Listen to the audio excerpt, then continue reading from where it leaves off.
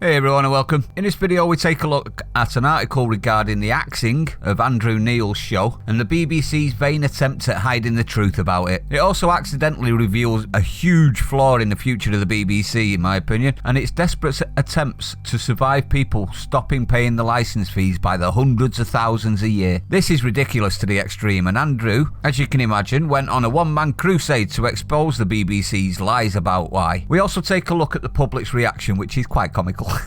But before we do, please consider supporting the channel's growth by hitting the like button if you like it, subscribe if you're new, press the bell icon, then you won't miss future videos, and share this out far and wide. Thank you everyone, and hit it. And I do believe that we have rotten politics, and I'm not using that as an exaggeration. Thank you, Anne. So the article is titled, Britain's furious at pro-EU lefty BBC after Andrew Neil exposes real reason his show's axed. Britons are furious with the pro-EU and lefty BBC after Andrew Neil hit out at the taxpayer-funded corporation for the cancellation of his popular midweek political discussion programme. So as you can see, Andrew's not a happy bunny, is he? And rightly so. But neither are BBC supporters. I think another massive drop in licence fee is incoming for the bullshit baiting corporation, don't you? If you haven't already, stop paying your licence, stop watching mainstream media, they lie to you. Stop watching rerun after rerun.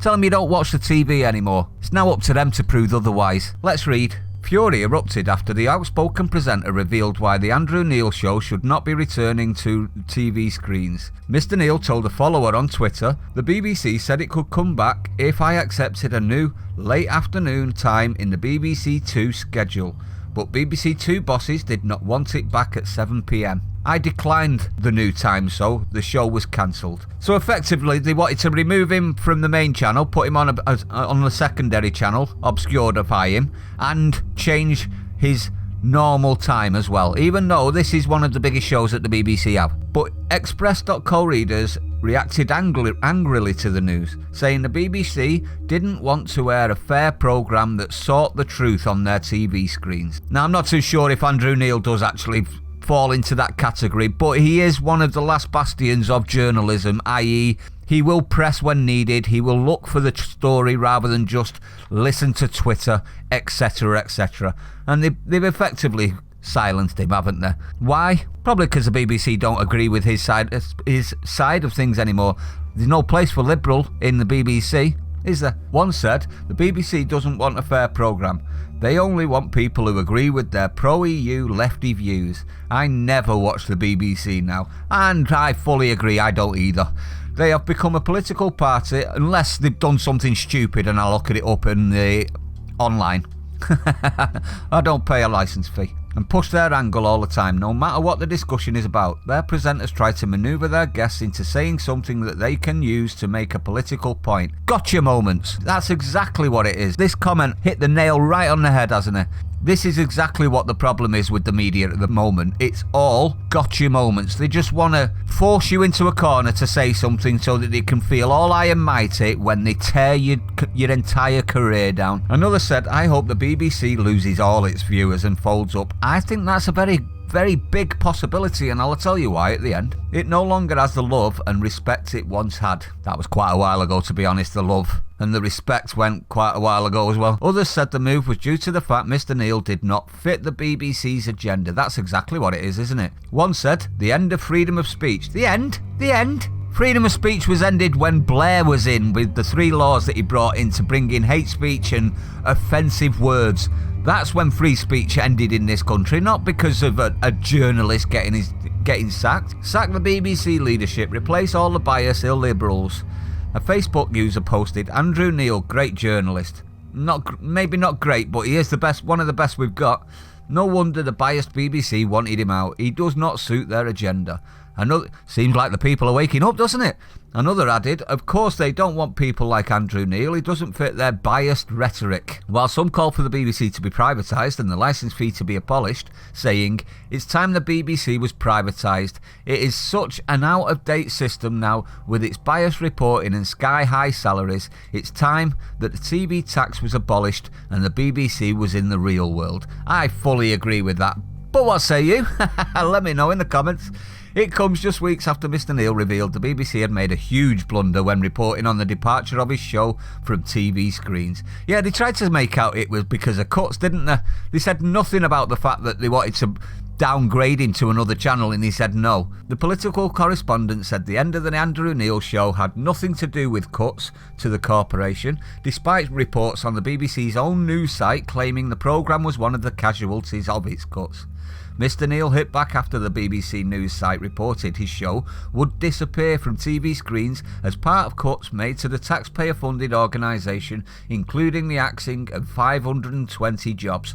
And there's the tweet that he put out on it. No, it's not coming back. The BBC said it could come back if I accepted a new late afternoon time and the BBC Two schedule. But he declined, so they said sorry. He said the BBC News report was wrong to lump the demise of my show under cuts. They've hidden it because they don't want the country to know that they've cut him because he's not biased like them. Am I wrong? The BBC website was wrong. Oh yes, it was. The BBC statement said, "We remain committed to Andrew Neil's in-depth interviews as well as the budget, US election and other specials. The Andrew Neil show will not be returning, but we're in discussions about a new interview series on BBC One." The former Sunday Times editor has been one of the BBC's top political broadcasters for decades, not many years, decades, and has presented This Week and Daily Politics. Politics Live, which is currently only airing on Wednesday because of the pandemic, will return 4 days a week from Monday to Thursday. However, Mr Neil is not expected to present the show on a regular basis. Guess what happens then? Guess. I'll give you a minute to guess. Yep, you're all right. It won't get any viewers whatsoever without Neil. It comes after the BBC announced a further 70 job cuts in BBC News on top of the 450 announced earlier this year. Have you noticed how they're not cutting the highest paid people though? They're just cutting the lower staff out. Proves a fair few things, doesn't it? Taking the total number of job losses to 520. How many work there? I'd love to know how many actually work there, because that's the sort of number I'd be looking at for job losses. I think they should all go.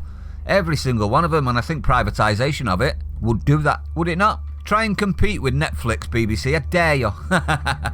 The BBC announced in 2016 that it needed to save £800 million, with around 80 million of that figure coming from news.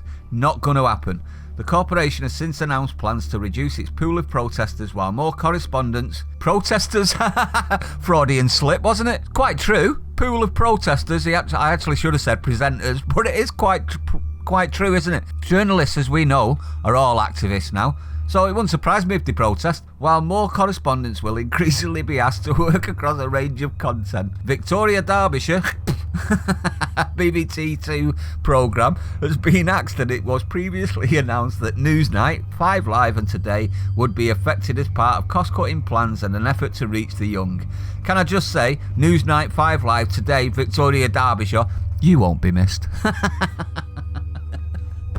Oh, brilliant. Now, what's my opinion on this? Well, Andrew's bang on the money. They didn't sack his show due to cuts like they told the public. Blatant lie, isn't it? I think they assumed because he's worked for them that long, he wouldn't out them. How wrong were they? They sacked him for the last sentence as part of the cost cutting and an effort to reach the young. The first section, i.e. cuts, is bullcrap, as we know. Gary Lineker's wage proves that, doesn't it? The second is the only reason. They want the youth. Why, you might ask? Well, they tried to carry on as normal, fleecing the public by charging the over 75-year-olds, didn't they? The uproar put a halt to that, didn't it? So they won't be able to do that. They won't target more licence fees from the middle-aged age bracket. We're the ones that have made our minds up about MSM. It's us doing the cancelling, isn't it? Only option for them after that is to hook the next generation, i.e. our kids, which is why they pump out kids programmes now aimed at destroying pride in the nation, in my opinion. Word to the wise, BBC. You think the middle-aged have made up their minds about MSM? The youth don't watch television, you idiots. Full stop. They won't. Why would they? Let's put it in perspective. They watch what they want when they want. You have zero chance of getting them to pay for that privilege when they can get it for free, do you? On top of that, you got rid of Andrew, i.e. the dinosaurs, as you more than likely will be classing him as. You made your bed on the side of the youth. So the ones still watching, now, right now, i.e. the old, will have nothing left to watch because you'll be aiming all the programming at the youth, won't you? Won't you? You just signed your own death warrant, in my opinion, which is why I titled it More Proof the BBC are finished. Bye-bye, BBC. You won't be missed. But let me know your opinion on this one, everyone. I would like to know. Do you think it's another nail in the coffin for the BBC? Because I think it is.